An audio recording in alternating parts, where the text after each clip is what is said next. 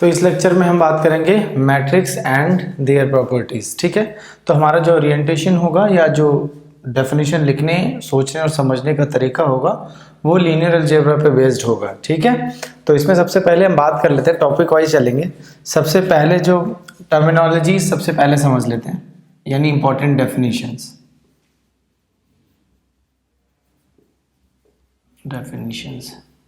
सबसे पहले मैट्रिक्स आता है। मैट्रिक्स का क्या मतलब होता है? Rectangular Arai of m n elements जिसमें m हॉरिजॉन्टल रोज और n वर्टिकल कॉलम्स। डिटेल में नहीं जा रहा, आपके लिए तो बचपन की बात होगी, कुछ इस टाइप का aij, ठीक है, और m/n, यानी i की वैल्यू इंडिकेट करती है रो, ठीक है, और j की वैल्यू इंडिकेट करती है कॉलम। ठीक है, सपोज मैं लिखता हूँ a, वैसे तो मैंने एग्जांपल्स में कई बार बोला है, लेकिन फिर भी मैं एक बार फिर से क्लियर कर दे रहा हूँ, क्योंकि जो स्टूडेंट अगर यहाँ से जिन्होंने लेक्चर देखना शुरू किया तो उनको पीछे की स्टोरी या ये सब चीज़ें थोड़ी कवर हो जाएं। बट एक स्टूडेंट से ये एक्सपेक्ट किया जाता है कि जब वो किसी एग्ज़ाम की तैयारी कर रहा है, नेट की, गेट की, या आपका JRF, NBHM या UPSC ऑप्शनल वगैरह, तो ये सब चीज़ें तो वो पहले से ही जाने। ठीक है, यानी डायरेक्ट हम डेफिनेशन पे इसी वजह से आगे, इसके पीछे की भी एक बैकग्राउंड स्टोरी है कि कैसे क्या है, वो स्किप कर दिया हमने, उसकी ज़रूरत नहीं है। इसलिए फिर भी एक बेसिक ही है, लेकिन स्टिल मैं एक बार आपको थोड़ा शॉर्ट में रिवाइज करवाता चलूँगा। तो aij, जब भी मैं कहता हूँ aij, और सपोज i की वैल्यू 1 and 2, j की वैल्यू 1 2, तो ये एक स्क्वायर मैट्रिक्स बनेगा 2x2 का। तो इसका नोटेशन कैसे होगा? a11, a12, a21, a22। तो ये क्या है? aij 2x2 matrix. सपोज इसको a से डिनोट करें तो ये हो गया। अब मैट्रिक्स क्या है, क्यों है, कहाँ यूज होता है, वो तो थोड़ा थ्योरेटिकल एस्पेक्ट हो जाएगा, वो बाद में बात करेंगे। ठीक है, ये हो गया मैट्रिक्स। तो आपको पता है अगर 3x3 का है तो कैसे बनेगा नोटेशन में? a11, a12, a13, a21, a22, a23, a31, a32, a33 and so on. तो आपको पता है रो कॉलम जब सेम रहे तो स्क्वायर मैट्रिक्स बनेगा, जब डिफरेंट रहे तो रेक्टेंगुलर मैट्रिक्स बनेगा। ठीक है, एक स्क्वायर एक रेक्टेंगुलर, इस टाइप से चलता चलेगा। तो ये हो गया मैट्रिक्स बेसिक। आपको तो ऑलरेडी पता ही है कि ये एंट्रीज डायगोनल होती हैं, क्योंकि i = j। अभी मैं टॉपिक वाइज आता जा रहा हूँ। ठीक है, उसके बाद हम आते हैं, ये हमारा हो गया। उसके बाद हम बात करेंगे रो मैट्रिक्स क्या है। रो मैट्रिक्स का मतलब केवल सिंगल रो हो। ठीक है, सिंगल रो। कॉलम्स कितने हो सकते हैं? कॉलम्स 1 और मोर। जरा एग्जांपल देखें रो मैट्रिक्स का। जैसे मैंने लिखा 1 2 3, तो इसमें कितने रो हैं? रो मतलब हॉरिजॉन्टल, रो का मतलब क्या होगा? Horizontal elements. कॉलम का मतलब वर्टिकल वाले। ठीक है, तो 1 2 3, तो ये क्या है? कितने रो है इसमें? एक रो है, यानी 1 रो। कितने कॉलम है? 1 2 3, तो ये एक रो मैट्रिक्स हो गया। एक दूसरा रो मैट्रिक्स हो सकता है 2 3 4, या similarly x y w z t, ये भी एक रो मैट्रिक्स होगा। ये क्या होगा? 1 2 3 4 5, यानी 1 रो 5 कॉलम। इसको ऐसे लिख देंगे। अब ये ध्यान रखना, रो मैट्रिक्स को हम आइडेंटिफाई कैसे कर सकते हैं? रो मैट्रिक्स को हम कैसे आइडेंटिफाई कर सकते हैं? क्योंकि हमने वेक्टर स्पेस वगैरह थोड़ा सा एक बार देख लिया है, तो इनको थोड़ा उसी डायमेंशन में देखेंगे। जैसे मान लो हम रो मैट्रिक्स में लिख रहे हैं 1 2 3, इसको हम आइडेंटिफाई कर सकते हैं कि भाई ये R3 का एक एलिमेंट है, क्योंकि R3 में भी क्या होते हैं? x y z टाइप के एलिमेंट होते हैं। तो इसको हम R3 की तरह आइडेंटिफाई करेंगे। ठीक है, इसको मैं बोलूँगा कि रो मैट्रिक्स, और इसके जो एंट्रीज हैं वो ये भी रियल नंबर, ये भी रियल नंबर, ये भी रियल नंबर।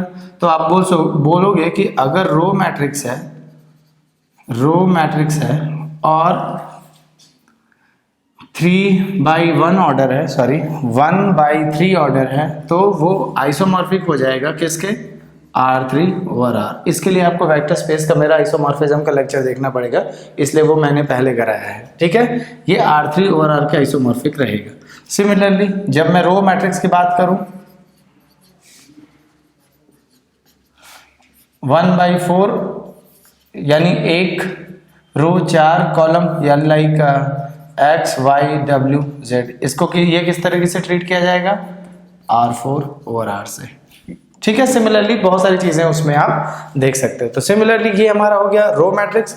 बात करते हैं कॉलम मैट्रिक्स क्या है। कॉलम मैट्रिक्स का मतलब सिंगल कॉलम हो। कॉलम मैट्रिक्स का मतलब क्या हो जाएगा, एक सिंगल कॉलम,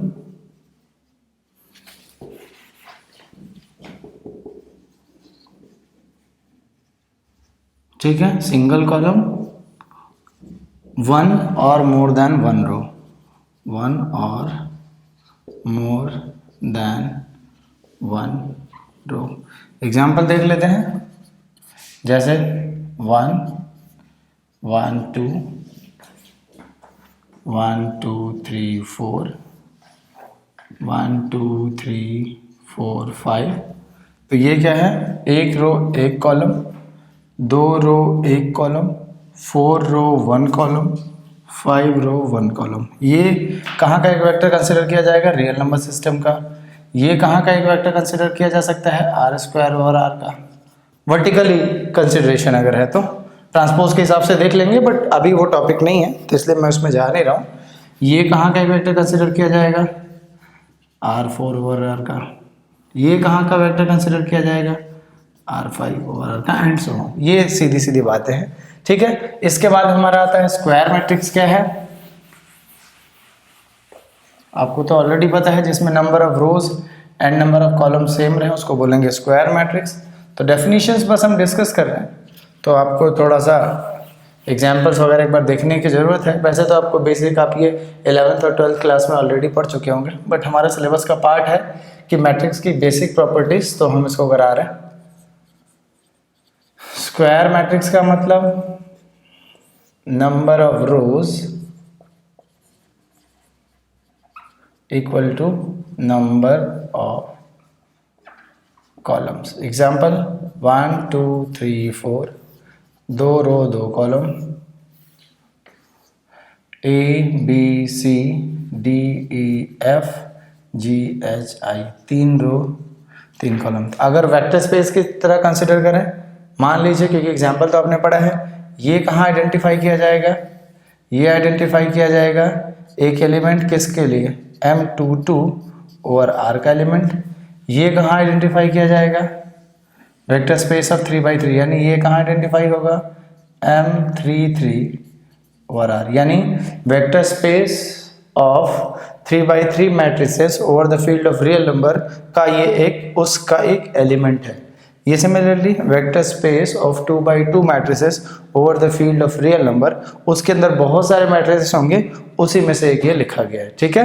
बाकी और भी सारी चीज़ें हो सकती हैं, डिटेल में जाने वाला टॉपिक अभी ये एग्जाम्पल और बेसिक लेवल पे चल रहे हैं, तो यहाँ उतना घुसने की जरूरत नहीं है।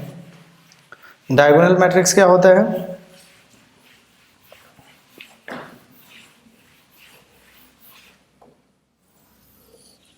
डायगोनल मैट्रिक्स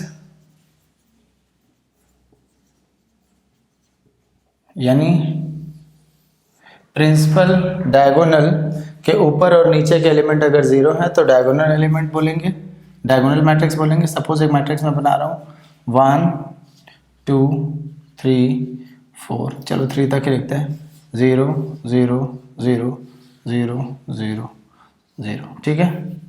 तो ये क्या है, ये इसको बोलेंगे प्रिंसिपल डायगोनल, ठीक है, या लीडिंग डायगोनल भी बोल सकते हो।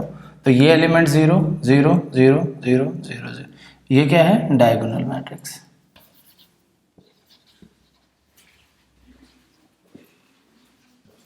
इसको एक और तरीका है, लिख सकते हैं 3/3 का है, तो AIJ इक्वल टू, और ऐसे भी लिख सकते हैं AIJ equal to 0 for I not equal to j in a square matrix.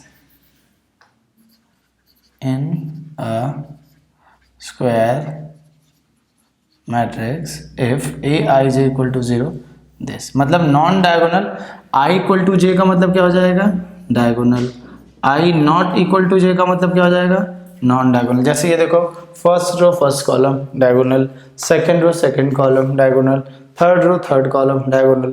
तो ये चीज़ इसके ऊपर और इसके नीचे ये सारे के सारे अगर जीरो हैं तो मैं क्या बोलूँगा डायगोनल मैट्रिक्स। ठीक है, ये हमने डायगोनल मैट्रिक्स देख लिया। इसके बाद हम देखते हैं स्केलर मैट्रिक्स क्या है। बस ये ध्यान रखना ये सब बस आपको समझ लेना है सुन के, कोई एग्जाम में आपके आने वाली चीज़ें नहीं है बेसिक्स के लिए। स्केलर मैट्रिक्स क्या होता है? स्केलर मैट्रिक्स का मतलब होता है कि डायगोनल में यही मैट्रिक्स जिसमें ये सारी एंट्रीज सेम हो जाए।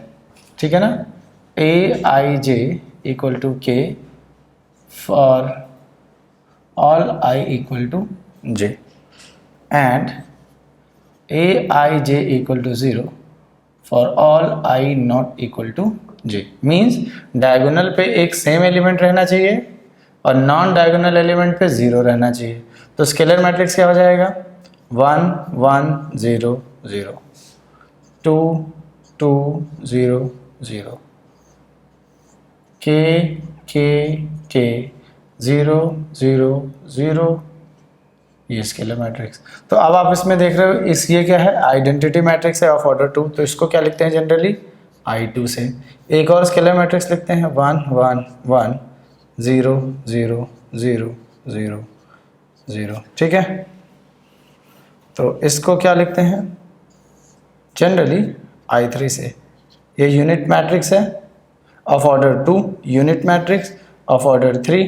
ठीक है, I4 का मतलब क्या हो जाएगा 1 0 0 0 1 0 0 0 0 1 0, ये I4 लिखते हैं इसको एंड सो ऑन। ठीक है, बेसिक बात है। स्केलर मैट्रिक्स ये होता है, ये भी स्केलर है, सब स्केलर है, जिसमें इसको क्या कहते हैं आइडेंटिटी एंड सो ऑन। ठीक है, आपको ये सारी चीज़ें पता ही हैं।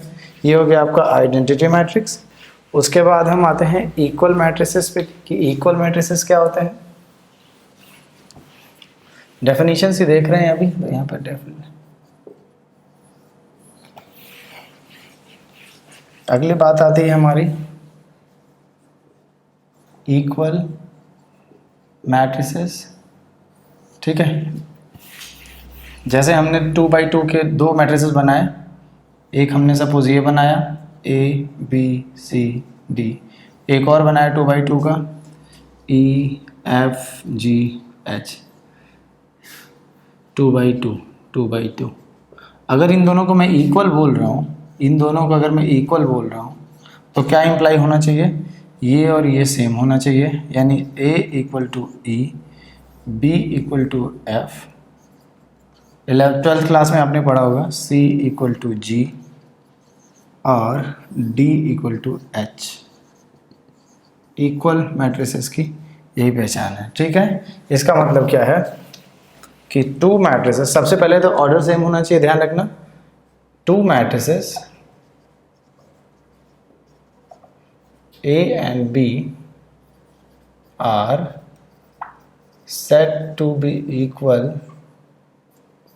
if सपोज A कुछ ऐसा है Aij m/n, B है Bij m/n, Aij equal to Bij for all I and J, यानी सेम पोजीशन वाले एलिमेंट सेम होना चाहिए। यानी सपोज अगर मैंने बोला फर्स्ट रो फर्स्ट कॉलम, इसका मतलब इसके हिसाब से देखें तो ये क्या है, इसका नाम है A11, इसका नाम क्या है B11, तो ये दोनों सेम होने चाहिए and so on.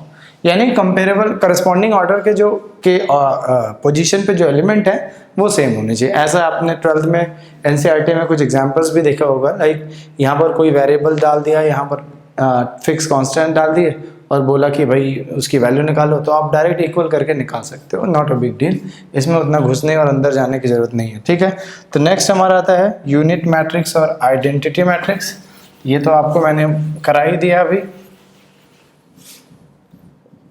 Unit matrix या आइडेंटिटी मैट्रिक्स। ये तो स्केलर वाले के अंदर ही हमने समझ लिया था इसको, ठीक है, इस पे नहीं जाते हैं।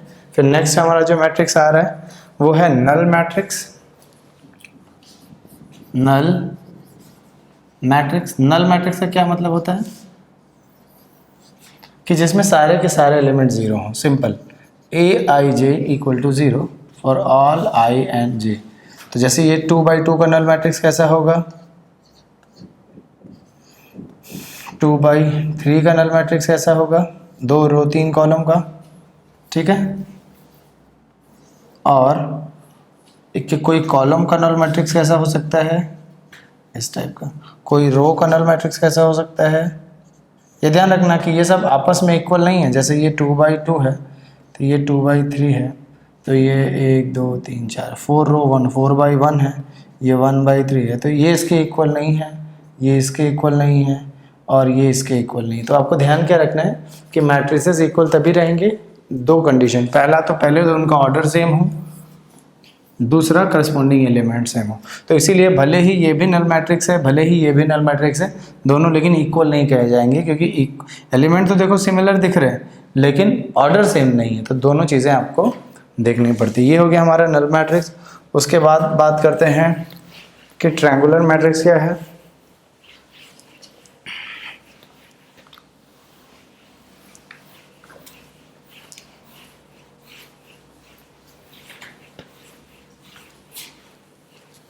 फिर हम बात करेंगे कि ट्रायंगुलर मैट्रिक्स क्या है।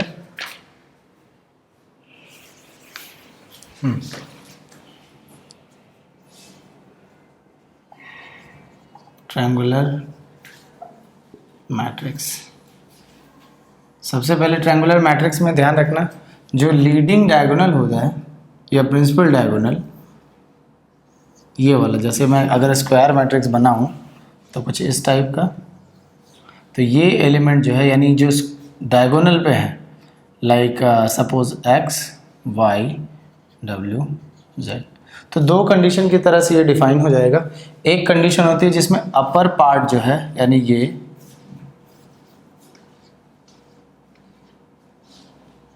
ज़ीरो हो, एक कंडीशन और डिफाइन हो सकती है जिसमें ये पोर्शन ज़ीरो हो। यानी डेफिनेशन बताने के तरीके हैं, हो सकता है दोनों ही ज़ीरो हो जाए। यानी अगर कोई स्केलर मैट्रिक्स है या डायगोनल मैट्रिक्स है तो वो इस कंडीशन को भी फुलफिल करेगा, उस कंडीशन में फुलफिल करेगा। देखो समझो ज़रा सा, ये क्या है, यहाँ पर क्या है, इस रो, अगर इस रो की बात करें तो i = 1 है और j = पहला कॉलम J1, दूसरा कॉलम J2, तीसरा कॉलम J3, चौथा कॉलम J4। यानी j की वैल्यू 1 होगी, 2 होगी, 3 होगी, 4 होगी। इस वाले में ज़रा देखो क्या है, i = 2 है क्योंकि सेकेंड रो की बात हो रही है, और जो j की वैल्यू है 1 2 3 4, i की वैल्यू 2 होगी, j की वैल्यू 3 4, फिर i की वैल्यू 4 होगी, j की वैल्यू 1 2 3 4। इसको कॉलम वाइज भी आप लिख सकते हो। जैसे यहाँ पर अगर लिखना चाहें, यहाँ पर इस पूरे सिस्टम के लिए अगर लिखना चाहें तो उस i की पहले j की वैल्यू 1 हो जाएगी, j की वैल्यू 1 होगी और i की वैल्यू क्या होगी, first row, second row, third row, fourth row. i की वैल्यू 1 2 3 4। इस वाले में क्या हो सकता है, i की वैल्यू 1 2 3 4, j की वैल्यू 2 क्योंकि दूसरा कॉलम है। यहाँ पर क्या लिख सकते हैं, j की वैल्यू 3 और i की वैल्यू 1 2 3 4। यहाँ पर क्या लिख सकते हैं, j की वैल्यू 4, i की वैल्यू 1 2 3 4। अच्छा, इन सब में जो दो ट्रायंगल आपको दिख रहा है, एक ऊपर की तरफ दिख रहा है, इसी तरीके से इसके दो नाम हो जाएंगे जिसको मैं यहाँ पर लिखने जा रहा हूँ। एक आपका नाम हो जाएगा कि अपर ट्रायंगुलर मैट्रिक्स क्या होता है, अपर ट्रायंगुलर मैट्रिक्स क्या होता है, और यहाँ पर एक और लिखना चाहता हूँ, लोअर ट्रायंगुलर मैट्रिक्स क्या होता है। तो अपर ट्रायंगुलर मैट्रिक्स क्या है और लोअर ट्रायंगुलर मैट्रिक्स क्या है, ठीक है। तो सबसे पहले अपर ट्रायंगुलर मैट्रिक्स में हम देख रहे हैं कि इस कंडीशन में ध्यान आई और जे में कंपैरिजन है, जैसे यहाँ से लेके यहाँ पर देखो क्या है, जे की वैल्यू ज़्यादा है, यहाँ पर सॉरी आई की वैल्यू ये है, इसमें यहाँ पर देखना, इसमें जे की वैल्यू क्या है, एक बार यहाँ पर 2 है, सॉरी जे की वैल्यू 2 है, जे की वैल्यू 3 है, जे की वैल्यू 4 है और आई की वैल्यू है 2 इस कंडीशन में। तो ये जो पूरा पोर्शन है इसमें आई और जे में क्या कंडीशन बन रहा है, आई और जे, और ये जो पूरा पोर्शन है इसमें आई और जे में क्या कंडीशन बन रहा है। यानी हमें ये लिखना है कि आई और जे, यानी एलिमेंट वाइज हम लिख सकते हैं कि आई और जे में कौन सा बड़ा कौन सा छोटा ये बता देंगे। मतलब जीरो तो सारे ही हैं लेकिन किस कंडीशन के, जैसे ये जो पोर्शन है इस पे क्या है, आई इक्वल टू जे, यानी फर्स्ट रो फर्स्ट कॉलम। इस पे क्या है, इस पे भी आई इक्वल टू जे है, यानी सेकेंड रो सेकेंड कॉलम। इस पे है i equal to j, third row third column. इस पे है i equal to j, fourth row fourth column. तो हाँ, इसमें हम कह रहे हैं कि एक चीज़ थोड़ा सा और आप देख लो इसमें, कि जैसे एलिमेंट ऑलरेडी मैंने लिख रखा था, तो जैसे ये क्या है, फर्स्ट रो सेकंड कॉलम का एलिमेंट है, 0 ऑलरेडी था लेकिन 1 2 लिख दिया। ये फर्स्ट रो थर्ड कॉलम है 1 3, फर्स्ट रो फोर्थ कॉलम। फिर सिमिलरली यहाँ पर x था, यहाँ पर y है, second row third column, second row fourth column और यहाँ पर थर्ड रो। इन सब ये सारे अगर 0 हो गए तो इस प्रॉपर्टीज को कैसे डिस्क्राइब करेंगे कि ए आई जे इक्वल टू 0 हो रहा है whenever I equal or less than J. I equal or less than is 0 इस पोर्शन में है, ठीक है, ध्यान रखना। और इस पोर्शन में सिमिलरली इस पोर्शन में क्या है, आई ए आई जे इक्वल टू 0 हो रहा है जब आई इक्वल आर ग्रेटर देन जे हो रहा है। समझ में आ गई बात। यानी कौन कौन से एलिमेंट है, second row third column, sorry second row first column, यहाँ पर third row first column, third row second column, यहाँ पर fourth row first column, fourth row second column, fourth row third column. इन सब में आई वाला पोर्शन बड़ा है, इन सब में कॉलम वाला पोर्शन बड़ा है। तो ये आई जे इज इक्वल टू, जैसे इन सबको लीडिंग डायगोनल के ऊपर 0 हो जाना, इसका मतलब है a I J equal to 0, i equal or less than j. Leading diagonal के नीचे सारे 0 हो जाना, इसका मतलब है a I J equal to 0। ये थोड़ा सा एक टर्म आपके दिमाग में सेट करने के लिए, आई इक्वल आर ग्रेटर देन 0, ठीक है। अब उसके बाद हम बात करें कि इनमें से दो कंडीशन हम बता सकते हैं कि एक बार ये पोर्शन 0 हो जाए, यानी ये वाला में और में नॉट 0 रहे। दूसरे कंडीशन में ये वाला 0 हो जाए, ये वाला में और में नॉट 0 रहे। जब हम बात करते हैं अपर ट्रायंगुलर मैट्रिक्स की, अपर ट्रायंगुलर मैट्रिक्स की एक एग्जांपल यहाँ पे लिख देता हूँ। सपोज यहाँ पर कुछ भी हो सकता है, ए बी सी, 0 और नॉन 0 दोनों हो सकता है। अपर ट्रायंगुलर मैट्रिक्स का मतलब है कि ये पोर्शन में, अपर ट्रायंगुलर मैट्रिक्स का मतलब है कि यहाँ पर यानी लोअर वाला जो पोर्शन है मींस ये इट्स ऑल। आप इसको याद करने के लिए थोड़ा ग्रेविटी का अंदाजा लगा सकते हैं कि अपर ट्रायंगुलर बोलने का मतलब है कि अपर की साइड एलिमेंट्स हैं, यानी नीचे की साइड नहीं है, नहीं वाले से डिफाइन किया जाता है। यानी ये वाले 0 होने चाहिए, ये वाले में और में नॉट 0। यहाँ पर मैं कुछ भी लिख सकता हूँ लाइक 1 6 7। तो जो अपर की डेफिनेशन होगी वो क्या होगी कि ए आई जे इक्वल टू 0, आई यानी ये वाला पोर्शन में 0 डाल रहा हूं, तो यानी आई इक्वल आर ग्रेटर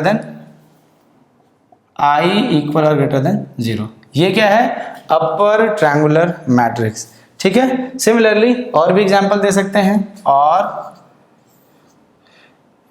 1 2 3 4 5 6 7 8 9 10, ठीक है।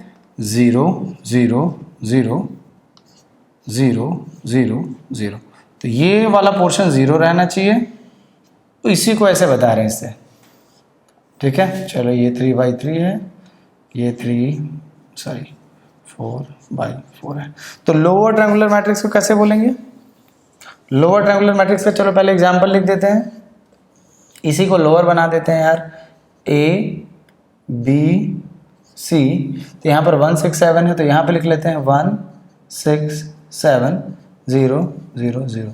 अब ये थोड़ा सा कंफ्यूजन होता है कि लोअर और अपर को लिखें कैसे और याद कैसे रखें। लोअर ट्रायंगुलर मैट्रिक्स का मतलब लोअर साइड पे इसकी ग्रेविटी है यानी वेट है, वेट है तो ऑब्वियसली 0 नहीं होगा, तो लोअर साइड की ग्रेविटी पे इधर की तरफ एलिमेंट रहने चाहिए, लेकिन डेफिनेशन कहाँ पे 0 होता है उसके हिसाब से बनाई गई है, ये ध्यान रखना। यानी इधर के साइड 0 नॉन 0 दोनों हो सकते हैं, तो डेफिनेशन बनाई गई है इस साइड के हिसाब से, यानी जो आई ये वाला portion i equal or less than j वाला पोर्शन है वहां पर एलिमेंट 0 होने चाहिए। यानी ये जो बात कही जा रही है, डेफिनेशन क्या है, a i j equal to 0, i equal or less than j। ठीक है, इसको क्या बोलेंगे, lower triangular matrix of order 3×3। और बड़ा सा कुछ लिखना हो लाइक 4×4 का, तो लिख सकते हैं 1 2 3 4 5, यहाँ पे सपोज 6 7 8 9 10 11, यानी लोअर साइड में हमसे कोई मतलब नहीं, ये 0 नॉन 0 दोनों हो सकते हैं, बस मैंने लिख दिया है। ये 0 होने चाहिए, ध्यान रखना, ये वाले 0 0 0 0 0 0, तो ये वाले 0 होने चाहिए। डेफिनेशन इसके हिसाब से बनाई गई है, डेफिनेशन इसके हिसाब से। ये वाले 0 नॉन 0 कुछ भी हो सकते हैं, ये वाले 0 नॉन 0 कुछ भी हो सकते हैं, डेफिनेशन इसके हिसाब से बनाई गई है, इसलिए ये डेफिनेशन है ना।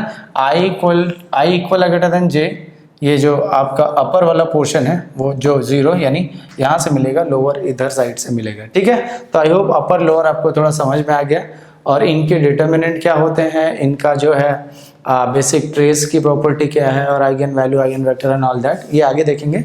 अभी ज़रा डेफिनेशन की कैटेगरी को थोड़ा सा आगे बढ़ाते हैं। अपर के बाद हमारा आ जाता है, ट्रायंगुलर के बाद ट्रांसपोज ऑफ अ मैट्रिक्स आ जाता है। ट्रांसपोज करने का क्या मतलब है वो ज़रा सा समझ लेते हैं। ट्रांसपोज का बेसिक मतलब क्या है, रो और कॉलम इंटरचेंज कर देना। ट्रांसपोज एक इम्पॉर्टेंट प्रॉपर्टी है वैसे, कि इसी के बिहाफ पे सिमेट्रिसिटी मिलती है, इसी हिसाब से स्क्यू मैट्रिसेस मिलते हैं, इसी के हिसाब से स्क्यू सिमेट्रिस मिलते हैं। तो बट एक बार हम समझ लेते हैं कि ट्रांसपोज ऑफ अ मैट्रिक्स का क्या मतलब है। Transpose of a matrix, transpose का मतलब क्या है, interchange of row and column. Row और कॉलम को इंटरचेंज कर देना, सिंपली ट्रांसपोज यही है। अब आपको थोड़ा मैट्रिक्स रिप्रेजेंटेशन में जो हमने बात करी थी, matrix representation of linear transformation में, वो चीज़ें थोड़ी याद आ रही होंगी कि उसमें क्या करते हैं, फाइनली जब कोफिशिएंट मैट्रिक्स निकालते हैं उसको फिर क्या कर देते थे हम, ट्रांसपोज। वही तो मैंने बोला कि चीज़ें यूज़ होती रहती हैं। अब हमारा सिंस मैट्रिक्स का लेक्चर है तो मेरी मजबूरी है कि ये सारी चीज़ें एक बार हम फ्रेश तरीके से करवा देते हैं, फिर हम चलेंगे आगे। Interchange of row and column का मतलब है, सपोज 1 2 3 4 5 6 7 8 9 10 11 12 13 14 15 16, चलो ये बन गया 4×4 का एक मैट्रिक्स। अब जब इसका ट्रांसपोज करेंगे तो ये जो फर्स्ट रो है ये फर्स्ट कॉलम बन जाएगा, 1 5 5 9। ये जो सेकंड रो है ये सेकंड कॉलम बन जाएगा, 7 2 6 10। और ये थर्ड कॉलम बन जाएगा, 8 16 3 11। और ये फोर्थ कॉलम बन जाएगा, 15 14 15 14 13 एंड 12। इसे कहते हैं क्या, सिंपली ट्रांसपोज। ठीक है, अब ट्रांसपोज को रिप्रेजेंट कैसे करते हैं, दो तरीके से वैसे लिखते हैं। ए टी लिख सकते हैं ए के ट्रांसपोज को, या जनरली ए डैश भी लिख सकते हैं, दोनों तरीका यूज़ में आता है कि किसी भी तरीके से आप लिख दो। अब स्क्वायर मैट्रिक्स हो, ट्रांसपोज किसका हो सकता है, स्क्वायर मैट्रिक्स का भी ट्रांसपोज पॉसिबल है, और नॉन स्क्वायर यानी रेक्टेंगुलर मैट्रिक्स का, रेक्टेंगुलर मैट्रिक्स का, दोनों में ट्रांसपोज हो सकता है, डिपेंड करता है कि कहाँ कैसे सिचुएशन है। और इसी ट्रांसपोज के बिहाफ पे एक रिप्रेजेंटेशन वाला थ्योरम है कि every matrix can be uniquely represented as a sum of symmetric and skew symmetric matrices. आपको याद होगा, वो रिजल्ट हम देख लेंगे आगे, लेकिन उसमें ही ट्रांसपोज का बेसिक यूज होता है। तो ट्रांसपोज का मतलब सिंपल है यार, रो कॉलम इंटरचेंज कर देना, इसके अलावा तो इसमें कुछ है नहीं, ठीक है। उसके बाद हम आते हैं नेक्स्ट डेफिनेशन पे।